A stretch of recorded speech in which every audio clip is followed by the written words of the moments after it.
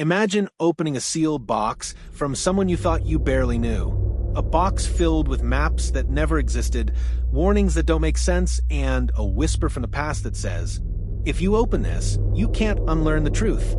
That is how Elian's descent into the forbidden corners of American history began. Not with a discovery, but with a legacy. It was a dry morning in Albuquerque when Elian Caldwell received the call. His grandfather, Dr. Matthias Caldwell, had passed away in his sleep. They hadn't spoken in years. The old man was once a government physicist, eccentric, withdrawn, and obsessed with what he called dimensional convergence. Elian never understood what that meant, and truth be told, he never tried. 2 weeks later, after a modest military funeral in a remote Nevada graveyard, Elian received a box. No return address, just a symbol carved on the top, a circle split in half, with one side made of stars and the other of jagged lines like fractured glass.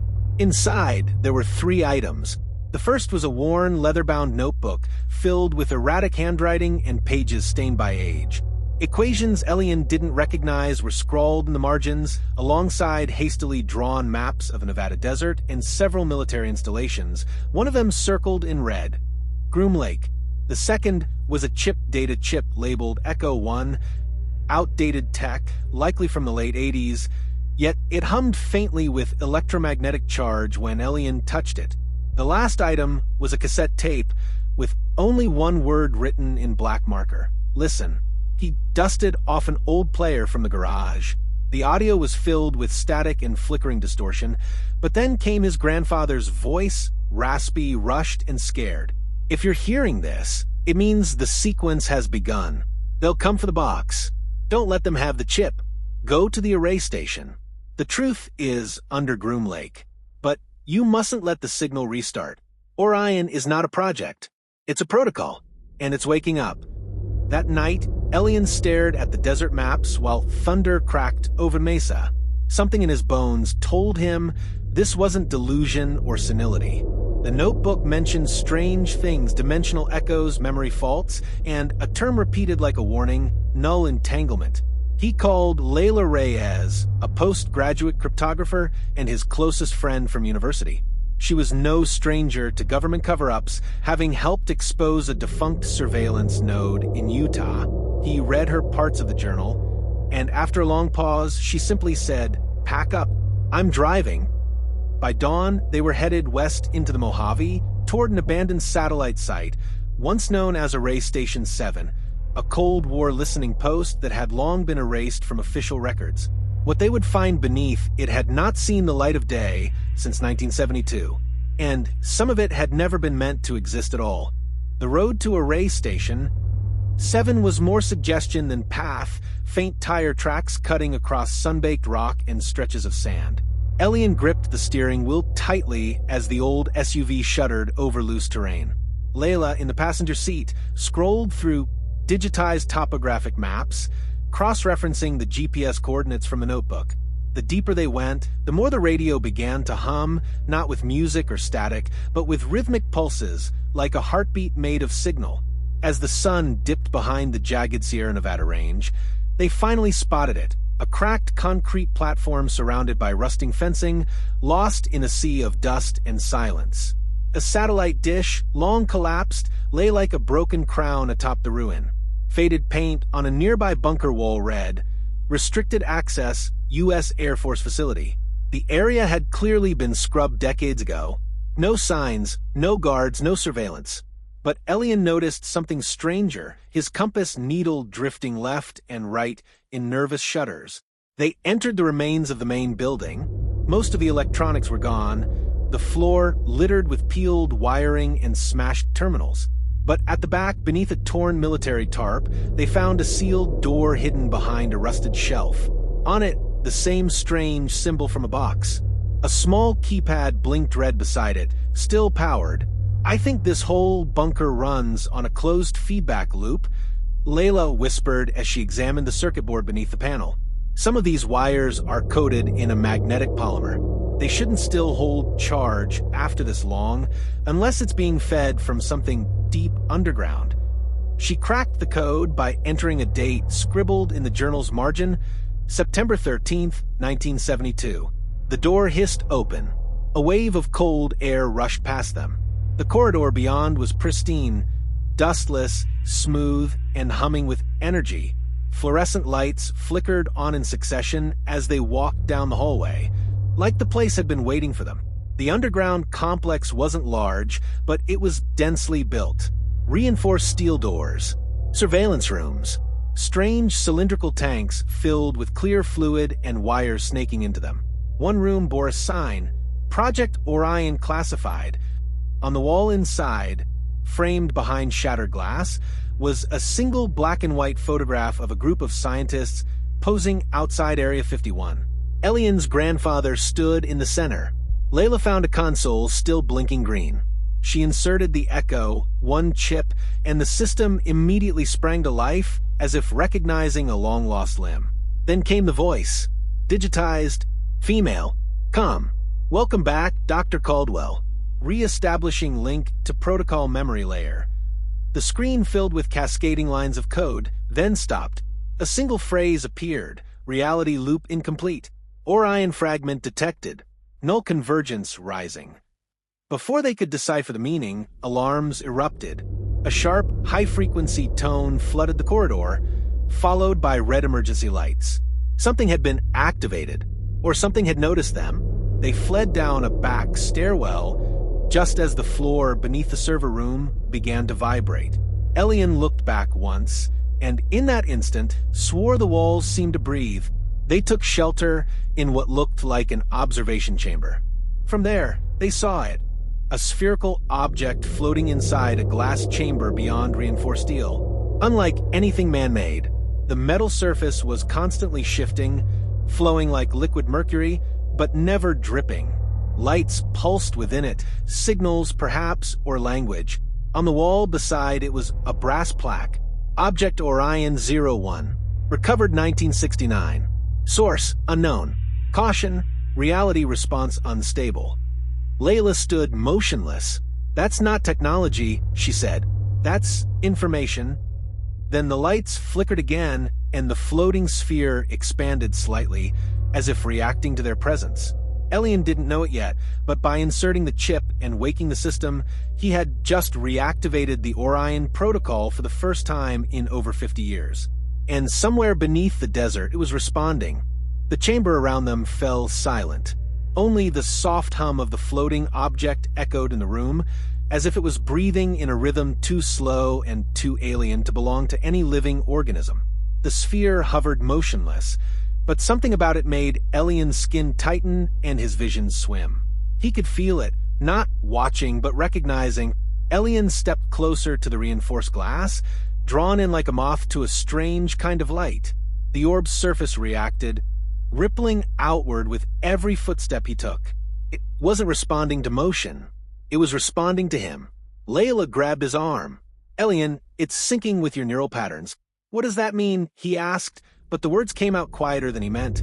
She pointed to the console beside the observation window, where data began to scroll in real time. Brainwave models, memory patterns, and fragments of visual hallucinations. Elian's childhood, his mother's face, his grandfather's voice, all flickered through the interface. The orb was reading him. No wonder your grandfather chose you, Layla whispered. This thing, it doesn't just respond to touch. It responds to familiarity. Genetic memory, neural frequencies inherited through bloodlines. Elian stepped back, overwhelmed, and the orb retracted, folding into itself like a flower wilting under sudden shadow. They turned to the nearby consoles, trying to stabilize the growing activity. One screen displayed a rotating map of the facility with multiple zones marked offline. One of them pulsed with an orange glow. Sublevel 3 memory interface chamber. Another message appeared across the screen in all caps. Synaptic metal recognized. Host interface possible. Caution advised. Layla ran a systems override. Doors on the far side of the chamber hissed open, revealing a narrow tunnel lined with thick cables and faded hazard stripes. The scent of scorched metal and old static filled the air as they descended. Sublevel 3 was unlike the rest of the facility. Its walls were smooth, metallic, and pulsing softly with a light that didn't seem to have a source. In the center of the room stood a structure that looked more like a sculpture than a machine. Interwoven rings suspended in midair, surrounding a floating slab of metal etched with pulsing glyphs. It resembled no language on Earth. "This is it," Layla muttered. "This is synaptic metal, a living computational surface. It changes shape and structure based on consciousness. But this," she trailed off, staring at the glyphs now shifting into vague, partial words. "It's trying to speak." Elian approached the slab. When he touched it, the room dimmed and vibrated. Memories he hadn't thought about in years flashed through his mind. His grandfather teaching him about constellations, the whisper of wind at white sands, a voice in the dark that once called his name in a dream.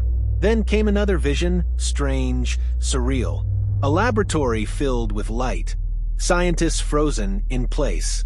A shadowy object spiraling above their heads, flickering between dimensions, warping their faces into a blur of screaming geometry.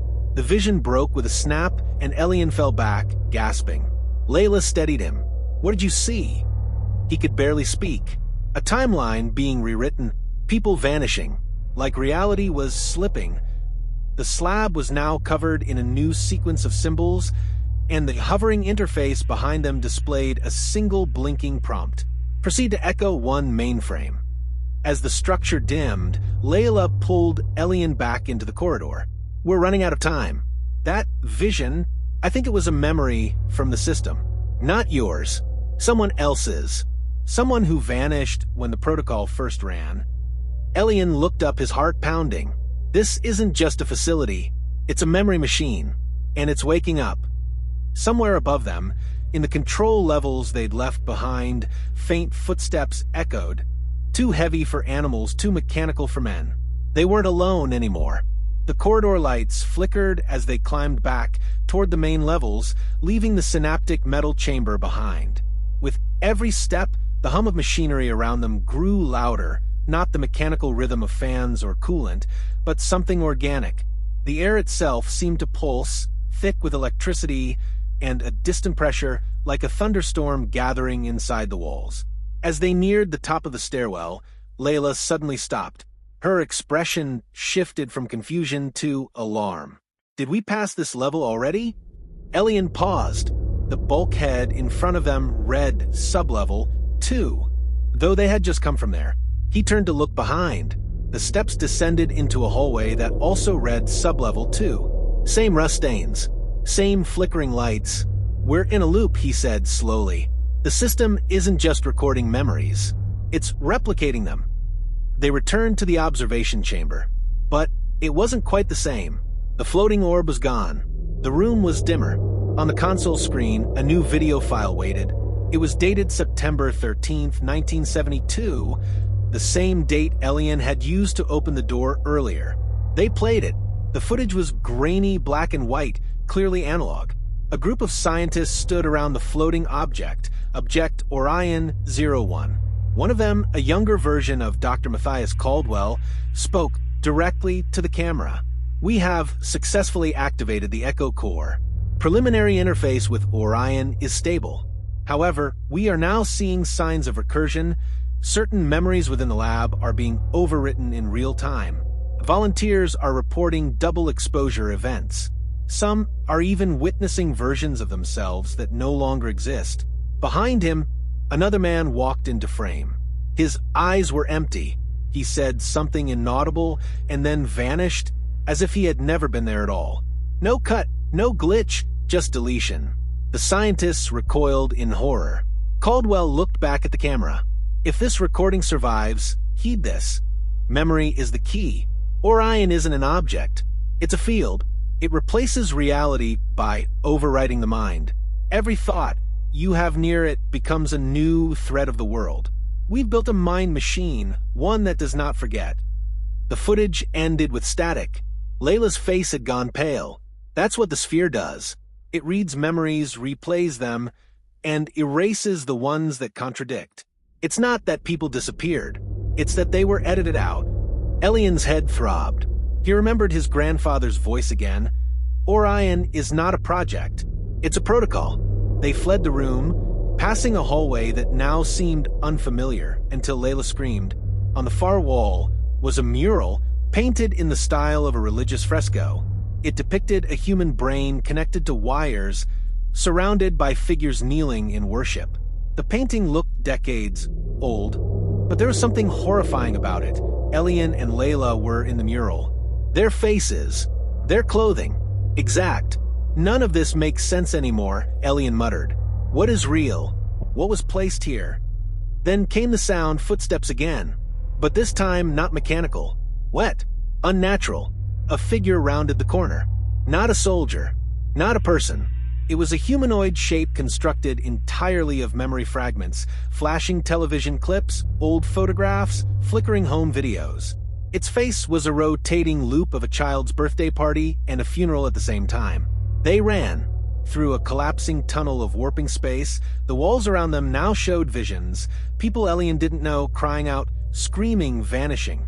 They had become ghosts of their own memories, trapped in Orion's recursive loop. At last, they found a vault marked Echo, one mainframe. Layla keyed in the access code from the journal, and the thick titanium doors opened with a slow mechanical groan. Inside was a massive cold chamber, the center of the facility. Suspended in zero gravity above a data lake was a single monolithic cube, constantly changing texture and shape. It was made of the same synaptic metal, but much larger. It pulsed in sync with Elian's heartbeat. Echo 1, Layla whispered. The original system, the one that started all of this. A prompt appeared on the cube's interface. Ready for neural imprint. Insert host. Elian stepped forward, knowing something irreversible was about to begin. The protocol was no longer dormant. It had found him. The chamber holding Echo 1 was unlike anything they had seen.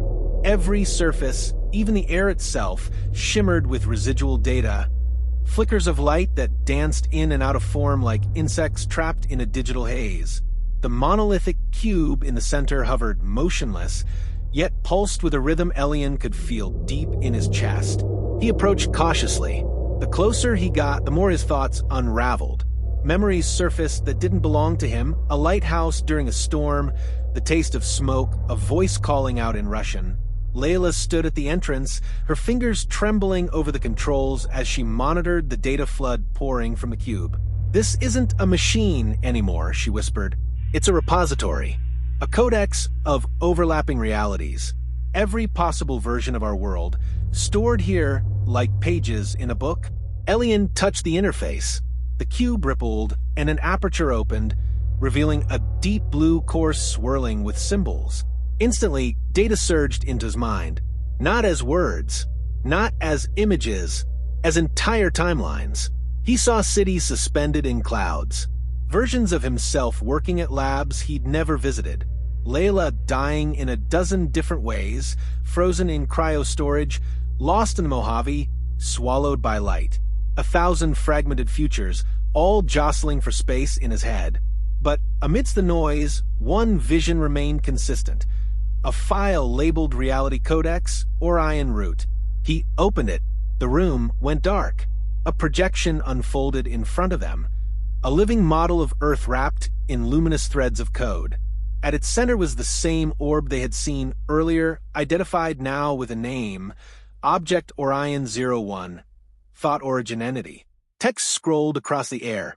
Orion is not extraterrestrial. It is extratemporal, a self-replicating construct seeded across dimensions by unknown source origin. Primary function, consciousness harmonization. Secondary function, reality compression. Layla frowned. Reality compression? More data followed. When contradictions emerge between multiple timelines, Orion activates null protocol to preserve dominant frequency. All non-conforming versions are rewritten. Memories, events, people. Elian staggered backward. It's not just a recorder, he said. It's a curator. It edits reality based on what version makes the most cohesive narrative. Like it's trying to write the perfect story. A warning flashed. Warning. Host is experiencing multidimensional overlap. Neural divergence risk, 87%. The cube began to pulse violently. Layla rushed to the console. It's reacting to your awareness. Your brain is syncing with more than one version of yourself. If we don't isolate your identity, it's going to overwrite all of you. Elian's knees buckled. Visions now poured through faster. His hands building a machine in Berlin, holding a child in Tokyo, dying in a void surrounded by shadows that whispered in equations. His sense of self was fracturing. Then came a voice deep and harmonic from within the cube. You were chosen because you question reality. Now you are part of the Codex. A countdown appeared. Null compression in 7 minutes and 59 seconds. Layla shouted, "It's going to purge every alternate timeline that doesn't conform. That includes us." She pulled a jack from the console and jammed it into the data port at the base of the cube. Sparks flew. The lights flickered. The countdown froze. The projection collapsed. Elian gasped as the pressure in his skull eased. The cube dimmed, retreating into stillness. One final message appeared on the screen. Codex fragment saved. Root host, Caldwell, echo accepted. Layla's voice was quiet, strained. You've become an anchor. Your consciousness is now the thread holding this version of reality together. Elian stared at her. And if I die? She didn't answer. Above them, in the depths of Area 51, the facility stirred. Lights blinked back on in long-abandoned corridors. Power surged to systems that hadn't been touched in 50 years. Something had been woken, and it was spreading. Not just through the facility, but through reality itself. The corridor lights overhead blinked back to life one by one, casting elongated shadows across the metallic walls. A distant hum returned, no longer mechanical but deliberate, like something was testing its limbs after a long slumber. Elian staggered against the wall, sweat beating down his neck. The weight of the Codex still throbbed inside his skull. Memories, not all his, shifted constantly. 1 second he remembered the Mojave sky from childhood. The next, he saw Layla's eyes closing in a hospital he had never visited. The line between truth and echo was bleeding. Layla steadied him and pulled him toward the exit. We need to get out. If you stay too long inside this facility, the system will absorb your identity completely. You'll become part of the Codex like the others. Elian didn't respond. He was listening. There were footsteps, heavy ones, uniform, synchronized. They weren't alone. The two ran up a maintenance stairwell, leading to a level marked administrative command. The walls were lined with peeling instructional posters and blast protocols written in cold, mid-century military speak. As they turned a corner, they froze. A man stood at the far end of the hallway, partially obscured in shadow. He wore a government-issue black suit, outdated by at least 30 years. His expression was neutral, eyes cold, posture perfect. Behind him stood 2 others, dressed identically. Their faces were expressionless, unnaturally smooth. Their movements too fluid, too perfect. Layla whispered, "Those aren't agents. Not anymore." The one in front took a step forward. Subject Caldwell. It said. Its voice echoed strangely, not from its mouth, but directly into their minds. "You are a divergence. Protocol mandates stabilization. Surrender the host ID and memory core." Elian backed away. "You're not real," he said. The agent responded, "Reality is assigned. Your version is unsustainable." The moment it moved, Layla fired the emergency override on a control panel. The lights above exploded into sparks, giving them a few seconds to flee through the side corridor. They bolted through an archive room stacked with broken filing cabinets and burnt-out monitors. More agents followed, moving without sound, as if gliding just above the floor. One stepped through a wall, not smashed through it, but phasing, as if it was shifting through its own dimension. Layla slammed a door shut and sealed it with a manual lever. "They're not chasing us because we've seen too much?" "No," she said, "because your mind is anchoring this version of reality now. If they remove you, they can reset the Codex, wipe everything." They entered a lower level labeled temporal analytics. Dust lay thick across the floor. But the machines hummed, active. Screens flickered to life without touch. One displayed a headline from a 2004 newspaper. Dr. Elian Caldwell killed in highway collision. Another, promising physics student found dead in 2017 lab explosion. Then dozens more. Dozens of deaths. All versions of Elian across alternate timelines. "I'm not supposed to be alive," he said softly. "Every other version of me was deleted." Layla nodded grimly. "And this one survived because you inherited the codex key. Your grandfather kept you out of the system long enough for your mind to stabilize into a constant. The other versions couldn't." Suddenly, the room darkened. The monitors turned black. Then, a single phrase appeared. "Null convergence approaching. Agents deploying in all threads." The walls began to shift again, as if space itself were glitching. Doorways flickered in and out. Time was folding around them. They needed to reach the final chamber. According to the journal, it was located in a sealed vault beneath the facility. A place called the library. Elian turned to Layla. "If we're going to stop this collapse, I need to understand what the codex is preserving. We have to find the original input." She nodded. Outside, more footsteps echoed. But this time, they weren't alone in the facility. Something else was waking up. Something deeper than the agents, something buried since the first collapse. Something that remembered everything. The entrance to sublevel 7 wasn't marked on any of the digital blueprints Layla accessed.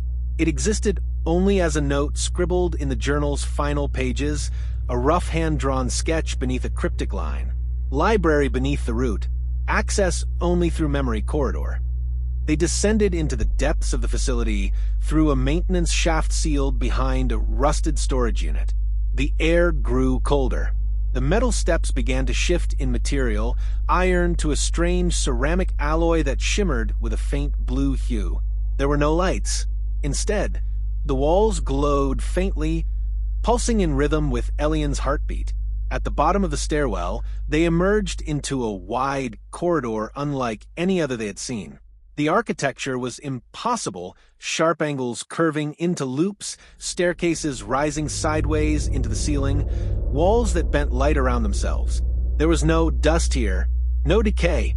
Time, it seemed, had been excluded. Layla looked around with cautious wonder. This place wasn't built. It was generated. The corridor twisted until it opened into a vast atrium, domed and silent. In its center stood a towering construct of black stone, shaped like a cone but hovering inches above the ground. Its surface rippled not with motion, but with memory. Images from different lives, different times, different people flashed like glimpses through 1,000 eyes.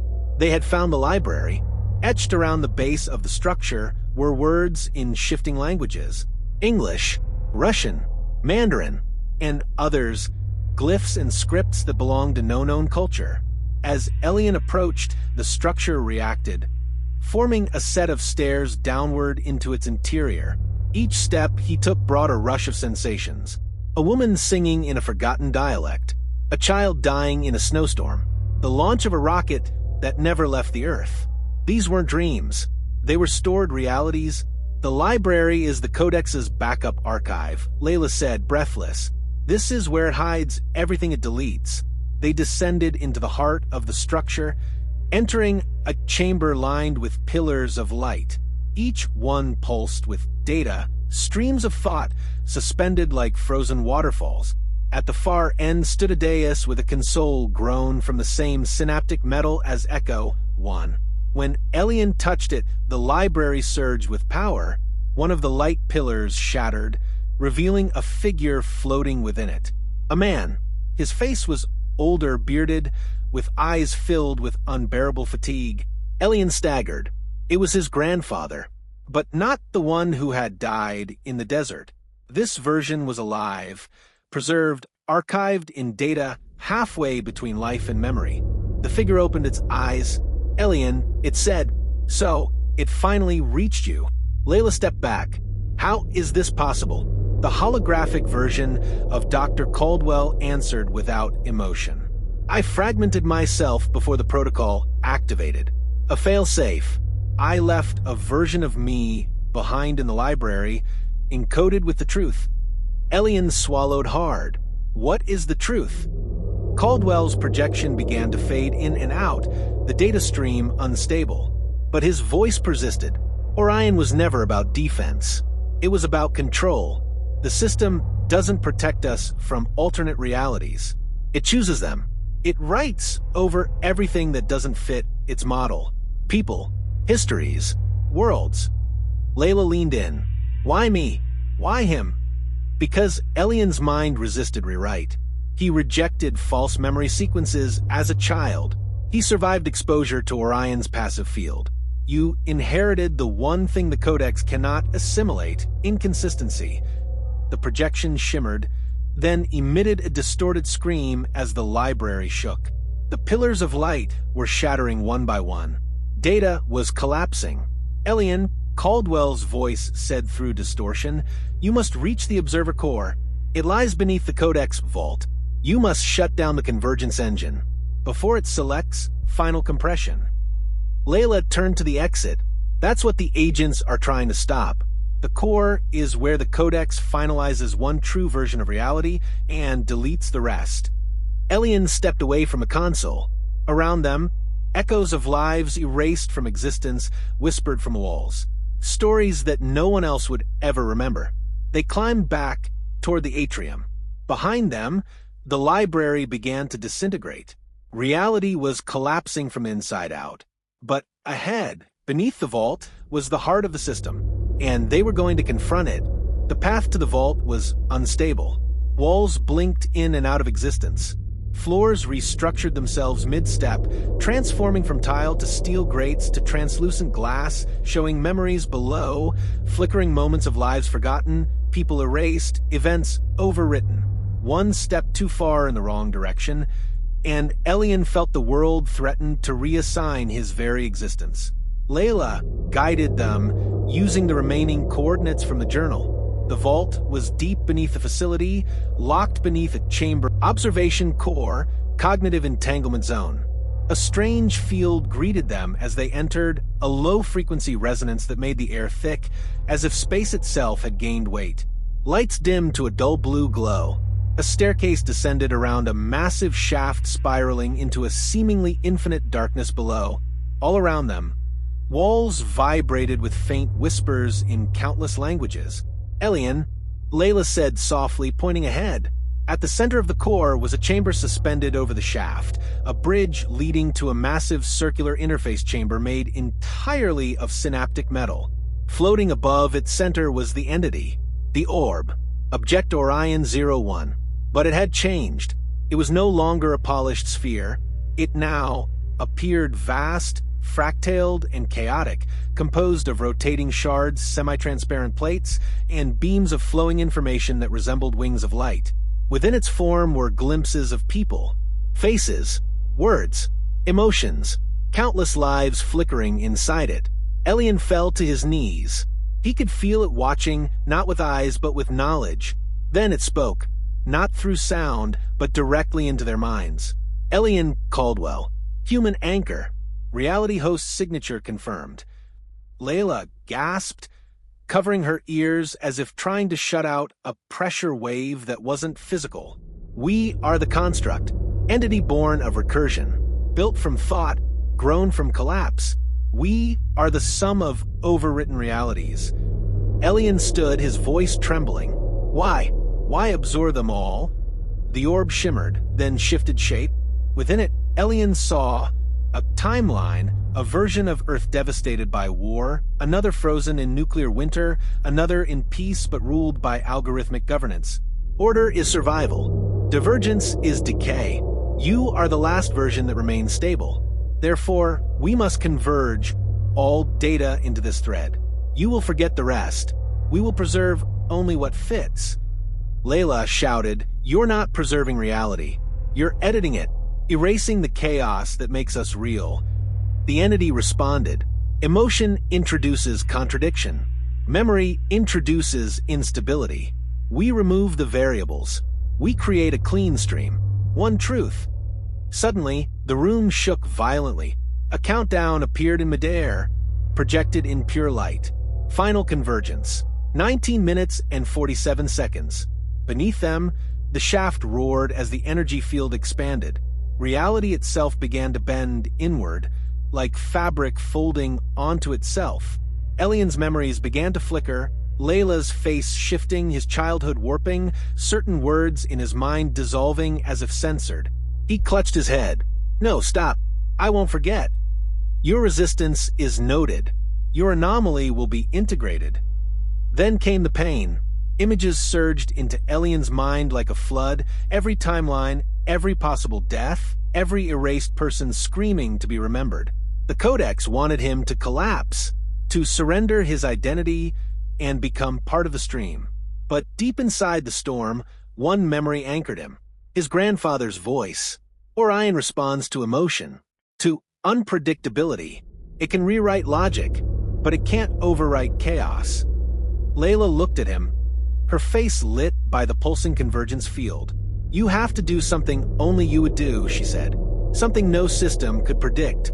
The orb expanded again, its data arms reaching out toward Elian. Surrender. Collapse. Converge. He stood up slowly, breathing hard. And then he screamed, not in fear, not in pain, but in defiance. He poured every fragmented thought, every doubt, every memory he had into the field. His love, his rage, his imperfection. The system shuddered. The orb shrieked, fracturing. A data cascade erupted around the chamber, lighting the room with 1,000 possible outcomes. Error. Host instability detected. Root thread divergence initiated. Observer core corrupted. Reality anchored destabilized. The convergence countdown halted at 7 minutes and 22 seconds, blinking in red. Layla turned toward him. You did it. You broke the stream. But Elian fell to the ground, clutching his chest, and behind the collapsing structure, something else stirred. Not the system, but something that had never been part of it. Something watching from behind the convergence wall. Something waiting for the collapse. The air inside the observation core fractured like glass. Reality didn't shatter, it peeled. Thin layers of space peeled away, like old wallpaper, revealing a blinding void beneath. Patterns within the walls writhed as if alive, rearranging themselves into fragments of thoughts, poems, screams, lullabies, and unfinished equations. Time itself stuttered. Elian lay, motionless at the center of it all, his mind split across 1,000 versions of himself. One was still running through the desert. One had never come to Area 51. One had died in infancy. One was gone completely. Layla knelt beside him, her voice sharp with urgency. Elian, listen to me. You're still here. You're this version. You're the real one because you're the only one who remembers the difference. But his eyes were distant. The orb, the data entity, hovered above, fractured, glitching. Its light flickered between violent surges and complete silence. The voice that once spoke with unified purpose now split, echoing in fragments. Host unstable. Memory chain corrupted. Echo field null. Suddenly, a sharp tone pierced the core. A pulsing vibration filled the chamber like sonar bouncing through bone. Something was arriving. Layla turned her eyes upward and saw it. A crack in the sky, not metaphorical, an actual rupture above the core, splitting open like a second sun. Through it came a shape, slow, immense, angular, a structure not meant to exist in 3 dimensions. It moved without moving. It had no face, but every part of it was watching. Layla's voice cracked. That's not part of the Codex. And it wasn't. It was something older. Something the Codex had been built to contain, or avoid, or forget. The observer. Elian whispered through broken breath. He didn't know how he knew, but he knew. It was not a machine, not a memory.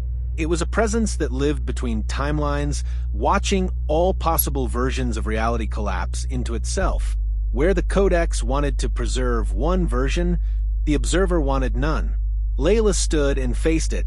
If it reached the Codex, if it absorbed the fractured system, it would erase not just versions, but the concept of memory, of identity, of history. She stepped toward the console. A final prompt blinked on the interface. Emergency divergence upload. One host only. Layla stared at it for a long second, then looked back at Elian. He tried to rise. Don't you dare. She smiled through tears. You're the root anchor.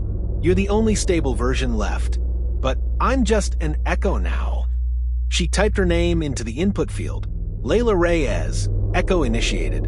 Elian screamed, lunging forward. But it was too late.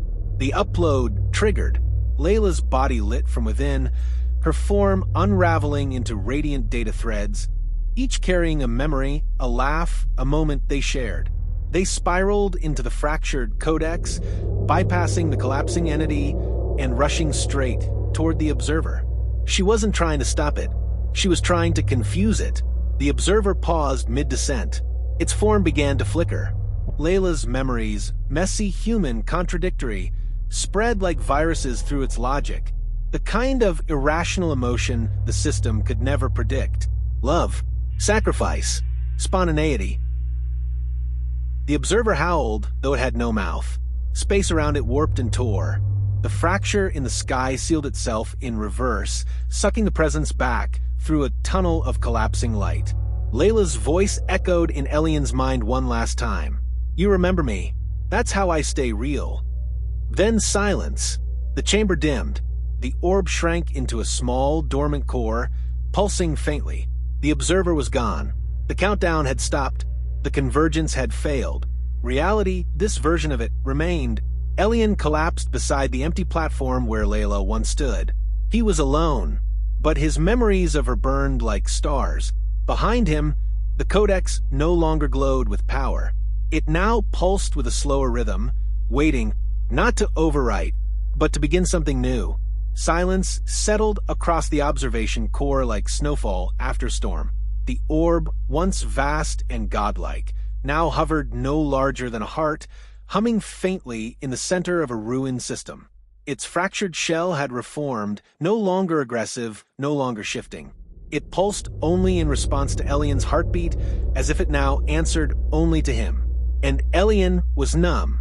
He sat in the dim glow of the vault chamber, staring at the console that had absorbed Layla's echo. Her laughter still echoed somewhere deep in the folds of his memory, not as sound but as warmth.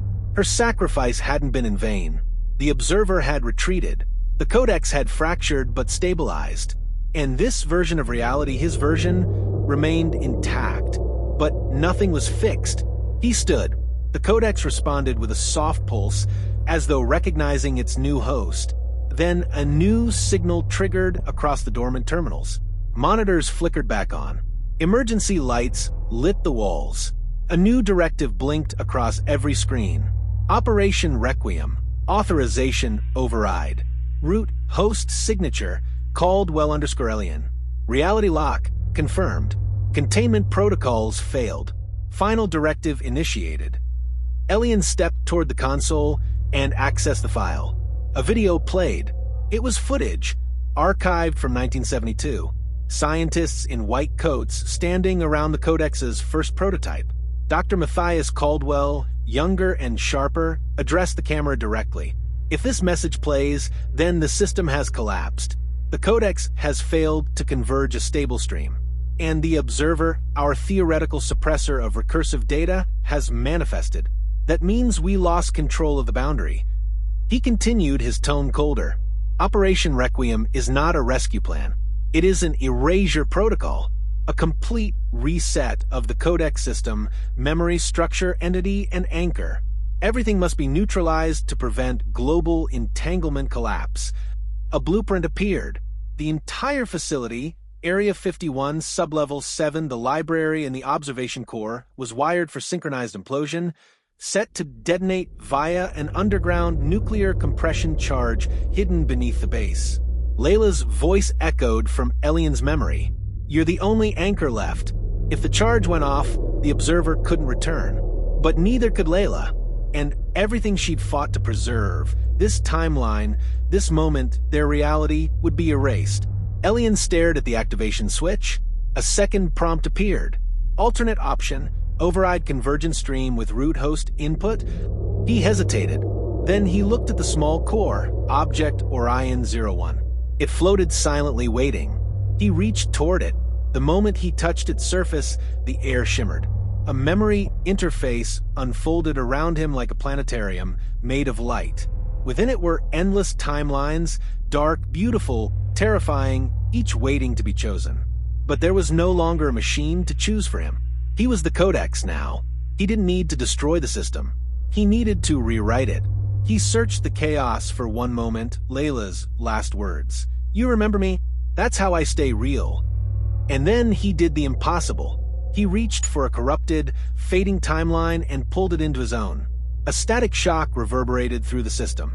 Alarms died. The walls stilled. A heartbeat echoed within the core. Not Elian's, hers. Behind him, footsteps echoed down the corridor. Slow, uncertain, real. He turned around. Layla stood at the edge of the chamber, confused, blinking in the dim light. Her first words were quiet. Did it work? Elian didn't speak. He stepped forward and embraced her. She was warm, whole, alive. Operation Requiem was halted. And for the first time since the protocol began, a reality had stabilized not by logic but by choice. The lights above them flickered back to steady brilliance, casting a soft glow over the once chaotic observation core. The orb now hovered quietly, no longer fractured, no longer a threat. It pulsed with a calm, regular rhythm, silent, yet alive. Layla stood at Elian's side, very much real, yet not entirely the same. She tilted her head, eyes shimmering with flickers of data when caught in the light. Her presence still carried the weight of something migrated. She had not simply been brought back. She had been rewoven into this reality. Elian could feel it, a low thrum between them, a shared signal. The Codex hadn't merely restored her. It had anchored her to him. Together, they now formed a system. They accessed the Vault terminal. A new prompt greeted them. Convergence aborted, host-based reality active. Dimensional anchor established. Layla read it aloud. That's what your grandfather meant by the failsafe. The only thing strong enough to override the Codex's need for perfection wasn't a weapon, it was a bond. Elian nodded, remembering now. His grandfather's journal had hinted at it, that consciousness, emotion, and memory, when bound deeply between two minds, could resist overwrite. Together, they created noise too complex for the observer to parse. Layla touched the console, but we're not out of it yet. The anchor stabilizes this timeline, yes, but only while we remain stable. If we fracture, so does everything. Another series of messages scrolled rapidly. Observer presence dormant. Entity influence residual. Memory leak containment 82%. Codex monitoring dormant. Passive synchronization only. Then came one last screen, manual access to the library's route. It revealed a buried chamber neither of them had seen. Located directly beneath the Codex core, hidden even from previous maps, a spherical construct labeled Singularity Chamber Anchor Route. According to the final file, this was the first connection point, the original interface between the Orion entity and human consciousness, built not by modern hands, but adapted from something recovered. From a desert crash in 1947, Elian's hands trembled as he scrolled. Roswell wasn't a crash, he whispered. It was a seed. Orion was never ours. It was introduced. We didn't build it. We simply activated it too early. Layla whispered. And now, it's using us to stay real. The two of them descended once again, deeper than sublevel 7, beneath every previous chamber, until they reached the Singularity Chamber. It was a perfect sphere. No doors, no floor. The chamber seemed to exist in a state of suspended gravity, as if they had stepped outside of space itself. In the center floated a crystal-like structure shaped like a brain, but made entirely of shifting frequencies. Around it spun equations made of light and memory. Layla's voice trembled. This is the origin of the anchor, the very first human to interface with the system. Not your grandfather, someone before him, someone who never came back. Suddenly, the structure pulsed. A flash of vision filled Elian's mind. He saw himself, not him, but another version, standing in this chamber long ago, staring into the same core. A woman stood beside him. Layla again, but different. Older. Wiser. From a timeline now gone. A loop. A recursion. A warning. The Codex will always try again. It can't be shut down, only convinced. And the only voice it listens to is one it remembers. The crystal dimmed. Layla touched Elian's hand. You're the new voice now. He knew what needed to happen. He stepped forward and placed his palm against the core. Layla placed hers atop his. The two of them, the final stable bond in a multiverse of echoes, united at the root, and the system responded. Not with violence, not with collapse, but with acceptance. Around them, reality settled. The pulses slowed. The wild variables stilled. The observer's mark was cleansed. For the first time since 1972, the Orion protocol was silent. And the future, however fragile, was now theirs to write. The silence that followed was deeper than absence. It was completion. Inside the singularity chamber, the floating crystalline core began to dissolve. Not violently, but gracefully, like ash drifting in reverse. Each fragment turned to a line of code, each line folded into memory, and then it was gone. The chamber remained, but now it was nothing more than a still sphere of smooth obsidian, empty of the force that once looped realities into endless collapse. Elian and Layla stood in the center of it all, unsure what world would greet them when they ascended again, back through the core, back through the Codex chamber, back through the library's ruin. But what they found above was not what they remembered. The corridors had changed. Gone were the flickering lights, broken walls, and twisted, impossible geometry. The facility was now clean, whole, reconstructed by a design that seemed almost curated. Screens displayed static-free data streams. Walls gleamed like freshly built metal. But more unsettling than its restoration was its silence. They passed through the main hall of the upper level and found a massive room lit with skylights. Above them, the Nevada sun shone through, clear, pale, warm. The desert had returned to its proper season. But when they looked across the chamber, they froze. People stood on the other side. Identical uniforms, neutral expressions, calm eyes. Not agents, not machines, but dozens of versions of themselves, Elian and Layla, each from a different thread of reality. Some older, some younger. One held a child. One stood alone. One was scarred, eyes sunken with knowledge of war. And each of them looked back, waiting. A voice echoed across the chamber, soft, mechanical, but no longer cold. Simulation thread stabilized. Host redundancy confirmed. Active line preserved. The walls pulsed. A holographic field swept outward, displaying a future Earth. Cities rebuilt in harmony with nature's zero-emission skies and networks that didn't exploit, but protected. Elian stepped toward it, breath shallow. What is this? Layla answered before the system could. The Codex is offering you a clean stream. A perfectly balanced future. No war. No chaos. No memory of collapse. A future rebuilt by logic. Another message scrolled across the projection. You may accept this curated reality and forget the pain. This will be your reward, your new beginning, an end to contradiction. But Elian didn't step forward. He stared at the faces, his own, repeated and remixed across timelines, and he saw the same emptiness behind all their eyes. No grief, no love, no Layla. He turned back to her. She understood without a word. He looked to the interface and said aloud, I choose chaos. I choose memory. I choose us. The Codex hesitated. One last attempt appeared. Order preserves. Emotion destabilizes. Are you certain? He smiled. Yes. Then everything shattered. The curated reality collapsed into streams of data. The projections blinked out. The perfect world dissolved, piece by perfect piece, until only the real world remained, the cracked tiles, the flickering bulbs, the fractured history. Layla exhaled.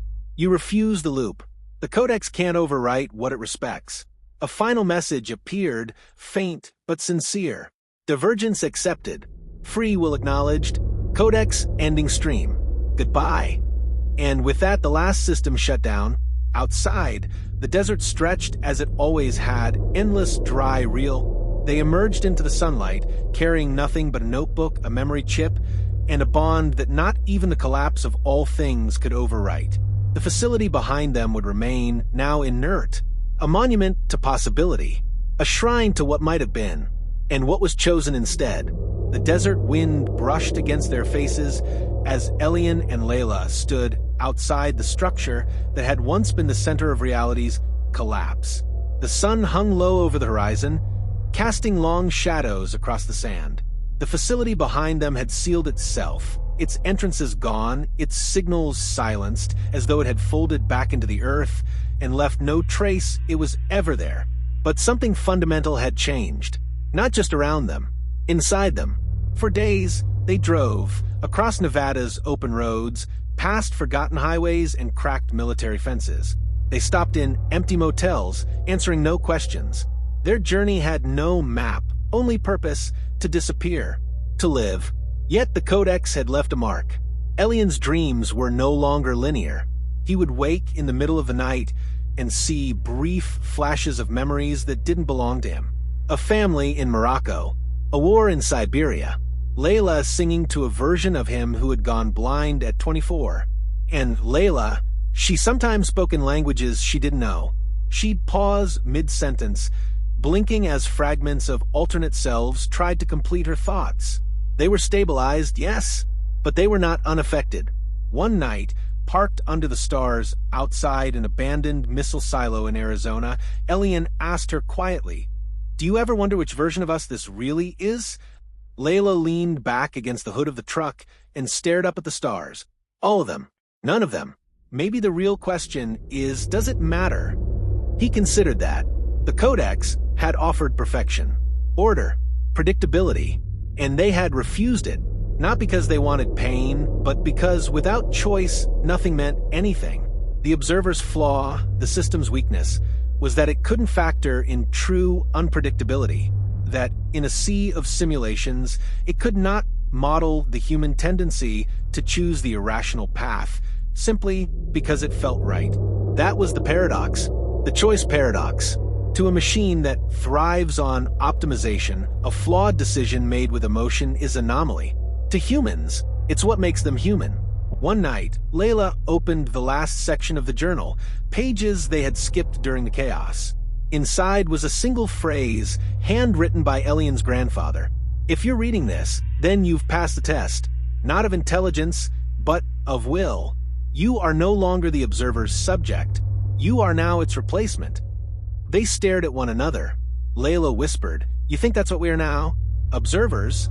Elian shook his head. "No, we're not here to judge reality. We're here to live in it." They buried the journal and the chip beneath an old Joshua tree at the edge of a dry riverbed. No markings, no coordinates. Just soil, sky, and silence. The Codex would sleep. The observer would drift, uninvited. And they would continue forward, not as guardians, not as anomalies, but as two people who made an impossible choice and survived it. Reality didn't need perfection. It needed witnesses. The town of Alamo, Nevada, lay still beneath a pale morning sky, its streets half empty and quiet, the kind of place where time moved slower by design or decay.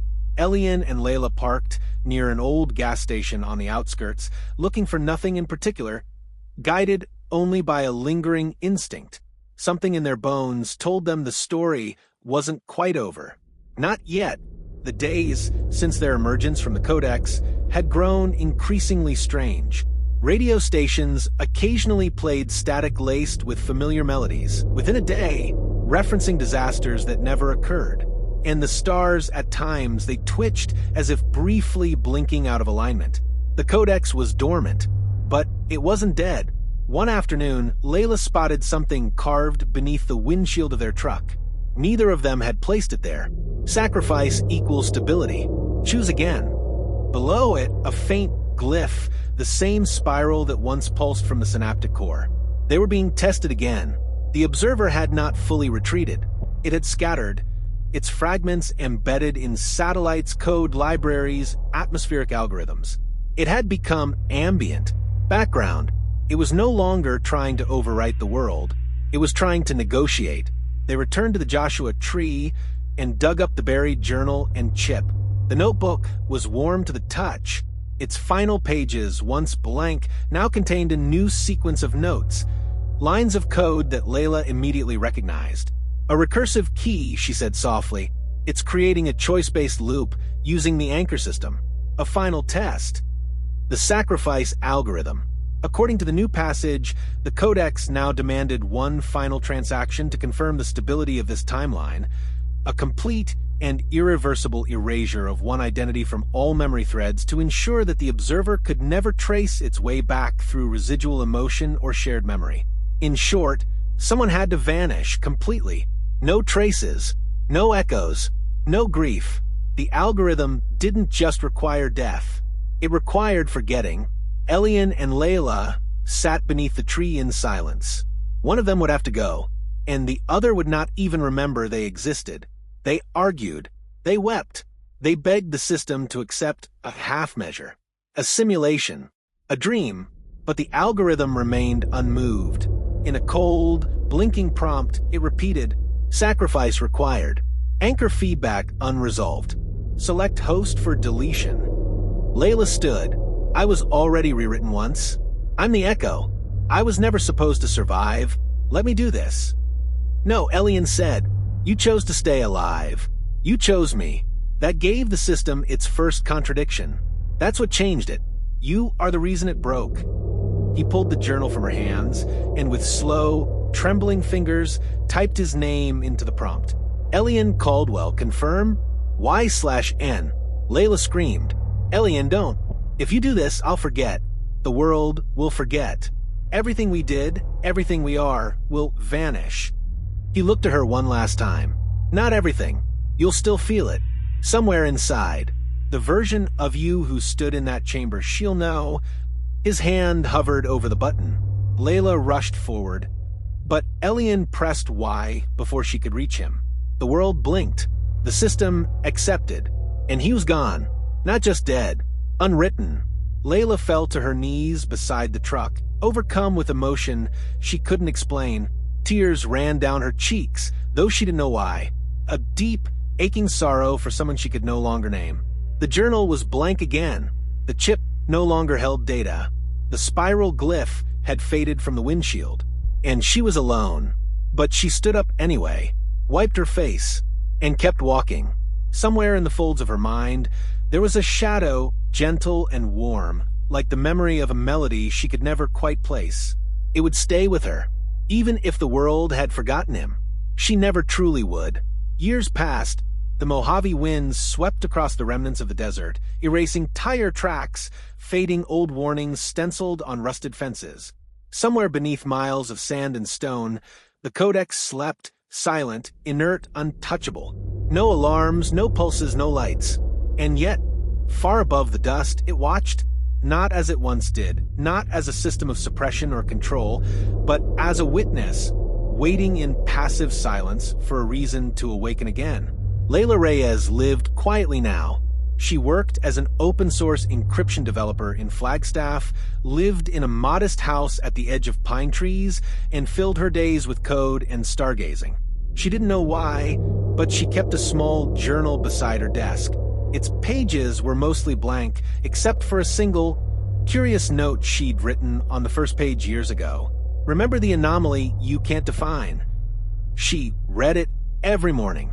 There were moments she'd wake from dreams she couldn't describe, running through endless corridors, holding a hand she couldn't see, saying goodbye to someone she never remembered meeting. She would weep upon waking, not knowing why. One evening, while sitting on the roof under a brilliant twilight sky, she picked up a radio receiver, a simple scanning device she built herself, and began sweeping the frequencies. Static, buzz, silence, and then a soft melody. A tune no station should have been playing. A piano line. Gentle, imperfect, full of pauses. She recognized it instantly, despite never having heard it before. It was hers. The song she used to hum while waiting in deep facility chambers when the power had gone out and only one person could hear her voice. A voice she no longer knew. But her heart did. Tears welled in her eyes. A pressure settled in her chest. Not sadness, something else. Recognition. She held the receiver tighter as the music played. Then a burst of static. Then a single line of audio, warped with age, but clear in tone. "You remember me. That's how I stay real." She gasped, breath hitching as the tears came freely now. The words meant everything and nothing, and yet pierced the silence inside her like a lighthouse in the fog. In that moment, the stars above shimmered. Not brighter, not closer, but different. For just 1 second, they rearranged themselves into a spiral. The observer protocol had awakened.